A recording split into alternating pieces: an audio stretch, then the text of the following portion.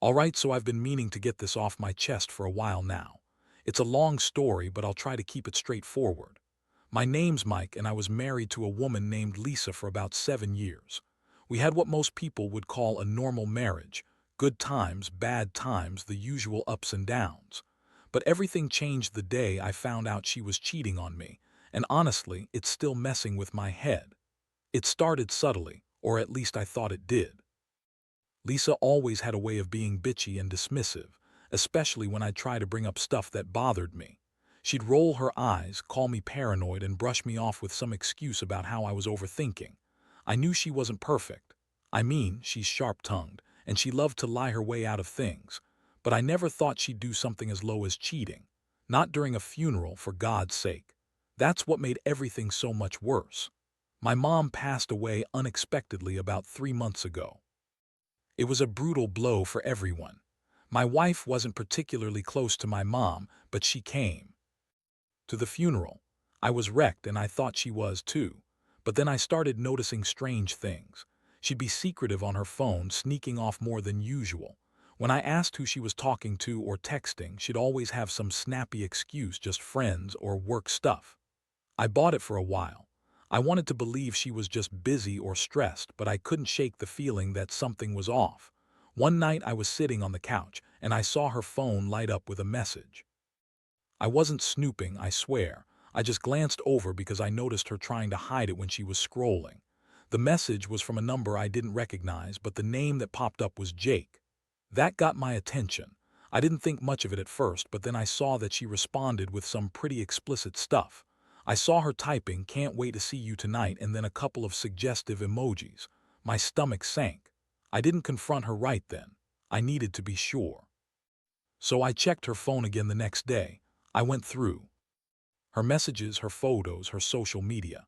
That's when I saw the photos, her with Jake in bed, half-dressed. The pictures were recent, and they weren't just quick snaps. They were intimate, loving, even like they actually thought no one would find out. It hit me like a punch in the gut. I couldn't believe the woman I'd loved and trusted for so long was doing this, cheating on me during the worst time of my life. I felt numb, then furious, then just hollow. I wanted to scream, to break something. How could she do this? How could she lie so effortlessly? I was devastated, not just because she cheated, but because she lied about everything. The fake concern after my mom's funeral, the "we're just friends" line, everything. I remember staring at those photos and feeling so betrayed that I couldn't even cry properly. It was like my entire world was crumbling. I didn't sleep that night. Instead, I kept replaying her texts, her voice, the way she used to laugh at my jokes. It all felt like a lie now. I was so angry, I wanted to confront her right then and there, but I knew I needed to plan my move carefully. This wasn't just a fling. It was a full-blown affair, and I had the proof. I was about to find out exactly how far she'd gone. The next day, I couldn't keep it inside anymore. I knew I had to face her, and I had to do it sooner rather than later. I waited until she got home from whatever excuse she had that day, probably work or some bullshit she told her friends, and I called her into the bedroom. She looked annoyed, typical Lisa, with that bitchy smirk on her face like she thought she was in control. "Lisa," I started, voice shaking more than I wanted it to. "We need to talk."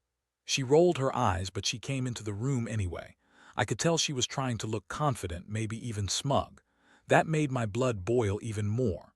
Before she could open her mouth with some snide remark, I pulled out her phone, laid it on the bed, and showed her the messages. I played the photos I found on her social media. Her face changed instantly. That bitch tried to act surprised, like she had no idea what I was talking about, but I could see the flicker of panic in her eyes. "Who is Jake?" I asked, voice tight. She opened her mouth to lie, of course, but I cut her off. "Save it. I saw the messages, the photos, the bed. How long has this been going on?" She scoffed, trying to brush it off. "It's not what you think, Mike. You're overreacting. That was just sex, that's all. It meant nothing. We're just what?" I cut her off, furious. "Just friends during my mother's funeral. When I was falling apart. Do you even hear yourself? How could you do this to me, to us?" Her eyes flashed with anger. "You think I wanted to do this? You think I planned this? You're so damn paranoid. Maybe if you weren't so distant, maybe if you paid more attention." That was the moment I realized she was a master at twisting things around. She always did that, shift the blame, make it sound like I was the problem. But I wasn't stupid anymore. I saw her for what she was. A liar, a cheater, someone who couldn't keep her legs closed when things got tough. I told her I needed space to think and I left the room. I remember sitting on the couch, staring at the wall, feeling like I'd been punched in the stomach 1,000 times.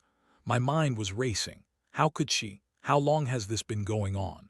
Was I just another placeholder while she fucked around with Jake? The thought made me sick. I texted my best friend Chris that night. I needed someone to talk to, someone who wouldn't lie or try to protect her. I told him everything, how I found the evidence, her reaction, my shock and rage. Chris was stunned, but he didn't try to sugarcoat it. He told me I was better off without her, that she was a bitch and a liar. Honestly, that made me feel a tiny bit better, but the pain was still there, deep, raw, and burning. Over the next couple of days, I started noticing more things. She'd be secretive about her phone, especially when she thought I wasn't looking.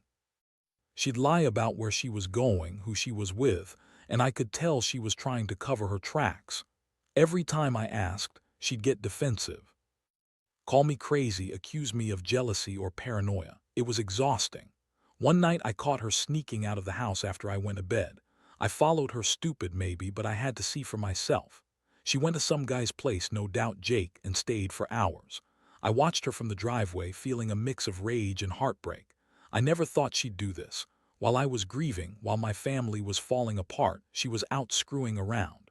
That was the moment I knew I couldn't stay. I had to decide what to do next. Do I confront her again? Do I kick her out? Do I just pack up and leave and pretend none of this happened? The answer was clear. I was done. I needed to get out of this toxic, lies-filled mess. But the hardest part was knowing I'd never trust her again, never see her the same way. So there I was, sitting alone in my house, trying to process everything, feeling completely lost. The betrayal wasn't just about the sex or the lying. It was about the fact that she'd gone so far as to hurt me during one of the most vulnerable times of my life. I didn't sleep that night, and I knew deep down I had to make some serious choices soon. The days that followed felt like a blur. I kept thinking about everything, the messages, the photos, her sneaking out. Every time I closed my eyes, I saw her face, that bitchy smirk, that look of guilt she tried so hard to hide. I never imagined I'd be in a situation where I'd have to confront someone I loved so deeply about betraying me during my mom's funeral. It was surreal, and honestly, it broke something inside me that I don't think I'll ever fully get back. I decided I needed to confront her again, but this time I wanted to do it on my terms. I wasn't going to let her manipulate or lie her way out of this one. I prepared myself, knew I had proof, knew I had to stay calm, even if I was boiling inside. I told her to meet me in the living room, and when she arrived, I just laid everything out on the table. "Lisa," I said, voice cold but controlled. "I know about Jake. I saw the photos, the messages. Don't bother trying to deny it. I want to know why. Why during my mom's funeral, during the worst week of my life, you decided to cheat on me?" She scoffed again, rolling her eyes. "Oh, come on, Mike, you're overreacting. That was just sex. It didn't mean anything. I was just sex." I cut her off sharply. "Is that what you're going with? During my mother's funeral, you think that's just sex? You think that's okay?" She hesitated for a moment, then threw her hands up in frustration. "Look, I didn't mean for it to happen. It just did. I was feeling neglected, and Jake, neglected," I echoed, feeling my blood boil. "You think that gives you the right to screw around? During a funeral, Lisa, how low can you get?" Her face contorted with anger. "You're the one who's always busy with work, always gone, never paying attention." "Because I was trying to support my family," I snapped. "While you're out messing around with my best friend. Do you even hear yourself? You're a liar, Lisa. A manipulative, selfish liar. I trusted you and you threw it all away." She looked like she wanted to scream back, but instead she just crossed her arms and looked away. That's when I saw her attempt to look innocent, like she was the victim here. That's when I realized how much she loved playing the victim, the classic poor me act. But I wasn't falling for it anymore. I told her she needed to leave, that I couldn't be in the same house with her anymore. She threw a fit, arguing, claiming I was overreacting, that she loved me and it was a mistake. But I knew that wasn't true. I knew she didn't love me. She loved the thrill, the attention, whatever it was she was getting from Jake. I'd seen enough. The trust was shattered beyond repair. That night I packed a bag. I couldn't stay. My mind was racing, trying to process everything, how quickly my world had turned upside down. I stayed at a friend's place for a few days just to get some space and breathe, but the pain lingered. It's like a wound that keeps reopening, and every time I thought about her, I felt this deep, gnawing emptiness. Meanwhile, Lisa kept texting me, trying to apologize, plead, even lie some more. She said she was sorry, that she'd changed, that she still loved me. Yeah, right, I didn't believe her. The truth was right there. She'd betrayed me during my worst moment, and she thought a sorry could fix that. It doesn't work that way. What really stung was realizing how much I'd invested in her, in us. All those years, all the plans we made. It's not just the sex or the lies. It's the fact that she used my grief to fuel her own selfish needs. That's what hurts the most. Knowing the woman I loved was capable of such cruelty, such cold-hearted deception. I won't pretend I have all the answers now. I'm still hurting, still angry, but I do know one thing. I can't stay with someone who doesn't respect or value me. I have to rebuild, even if it's just slowly. I've learned a lot about trust, about how some people will lie and cheat right in front of your face, expecting you to take it like a chump. If there's any advice I could give to anyone reading this, it's this. Don't ignore the signs, and don't let yourself be a doormat. When someone shows you who they really are, believe them. Because once trust is broken, it's nearly impossible to fix. And sometimes the only way to survive is to walk away, no matter how much it hurts. It's been a few weeks since I kicked Lisa out. Honestly, it feels like a lifetime ago, but some nights I still lie awake and replay everything. It's like I'm stuck in a nightmare I can't wake up from. I keep asking myself how she could do this, how someone I trusted, someone I thought loved me, could be so cold and ruthless during one of the worst times of my life. The grief for my mom is still raw, and now I'm left with this betrayal that cuts even deeper. The house feels empty now. I've moved out, stayed with a friend for a while, just trying to get some clarity. I can't look at her things without feeling anger bubbling up. Her clothes, her phone, even her stupid little laugh, everything reminds me of what she threw away. It's like I'm living in some kind of slow-motion heartbreak movie, but I know I have to get through it. I have no choice. I started seeing a therapist recently just to deal with the emotional mess. It helps to talk to someone who's outside the situation, someone who can give me a realistic perspective. I told her everything about Lisa, about the affair, about how I feel betrayed and broken. She told me I'm not weak for feeling that way, that what happened is a form of trauma, and I need to give myself time to heal. But even with all that, I can't shake the feeling that I'm just a guy who got played for a fool. Sometimes I wonder if I was blind or just stupid for trusting her so much. I mean, I knew she had a sharp tongue, a bitchy streak, but I never thought she'd be capable of something this cruel. It's like she was hiding her true self behind that fake smile all along. I've been trying to focus on myself, working out, hanging out with friends, and just trying to keep my mind busy. But every so often, I'd catch myself wondering if I'll ever really trust again. Can I ever look at a woman the same way? Will I just be wary forever? Now, waiting for the next betrayal. The thought terrifies me. In the meantime, I've had to cut some people out of my life, people who took Lisa's side or tried to downplay what she did. I don't need that kind of negativity right now. Honestly, I've learned that some friendships aren't worth keeping if they're based on lies or if they enable toxic behavior. I've also realized how much energy I'd been wasting trying to fix something that was already broken. Sometimes love isn't enough, especially when someone proves they're not worth it. The hardest part is dealing with the fallout from family and friends. A lot of them knew Lisa was difficult, bitchy, manipulative, sometimes outright nasty, but no one thought she'd cheat during my mom's funeral. They're all shocked, and I get it. But a few have told me to give her another chance, like I should just forgive and forget. Sorry, but I can't do that. I don't want to be with someone who doesn't respect me enough to be faithful, especially not when I was vulnerable. Some nights, I think about reaching out to Jake, that bastard who fucked my wife behind my back. I want to know what he thought he was doing, if he ever considered how much he was hurting me. I know I probably won't get an answer, but part of me still wants to confront him. Not for revenge, necessarily, but just to hear him admit what he did, to see if he even feels guilty. Honestly, I don't know if I'll ever fully move past this. Maybe someday, I'll be able to look back and see it as a chapter I survived. But right now, I'm just trying to breathe, trying to pick up the pieces of my life that Lisa shattered. I've learned that trust is fragile, and once broken, it's almost impossible to fix. But I've also learned that I can survive heartbreak, because if I don't, I'll never be able to rebuild myself again. For anyone out there going through something similar, I'll say this: hold on to your dignity. Don't settle for someone who doesn't value you. And above all, don't let their lies define your worth. You're better than that. You deserve honesty, respect, and loyalty. If you don't get it, walk away. Because in the end, your peace of mind is worth more than any lie or betrayal. It's hard to put into words how much this whole experience has changed me. I used to believe in love, in loyalty, in the idea that if you're with someone long enough, you can trust them no matter what. Now, I see things differently.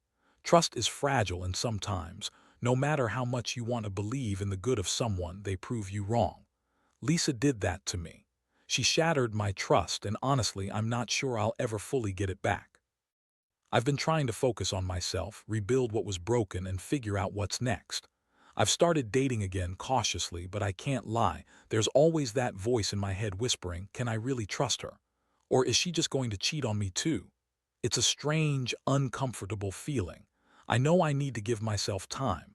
Trusting again won't happen overnight. Men like me, we get burned and it leaves a scar.